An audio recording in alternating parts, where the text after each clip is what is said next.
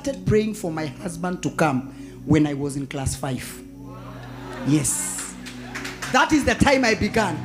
I didn't know what I was praying for, but I was telling God, one day, Mungu siku ile nitakuwa mkubwa, unipe a very good husband. Praise the name of the Lord. So one day, after many years, I went, he was preaching. Mtutu ametulia.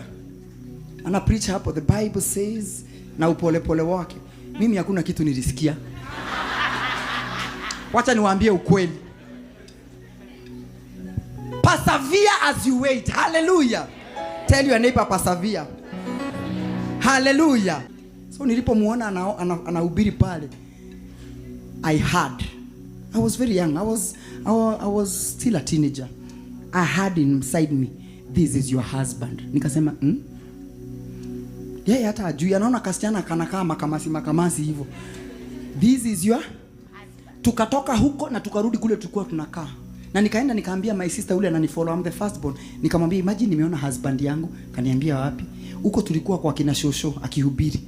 Akasema, sasa umetoka utaimuona lini? Mimi sijui, lakini nimeona husband wangu na siku moja atanioa. Several years after, tukahamishwa na situation na mastuation.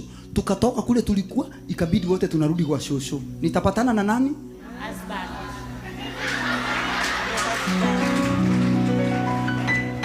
Hata sasa hiyo yeye ajui ni husband. Nilipomuona hivi nikaambia my sister, ni yule. Nilikwambia ni yule. Ni yule nilikwambia, alafu nikajifanya hata siko hapo.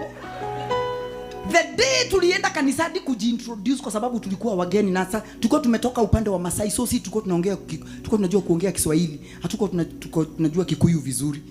Mimi sikuwa, my sister ndio walikuwa. Ananiambianga sasa, the moment my sister walijiintroduce na waliintroduce wakasema sisi kwetu tuko 6 na sisi na kuna sister yetu ule mkubwa, akasema I would really want to see that big sister. Akasema huyo sister mkubwa anaweza. Saa hii ndio ananiambianga hiyo kifiri alifikiri. The rest is history. Hallelujah. Mnangojea hiyo hadithi sana No. Ambia mwenzako focus.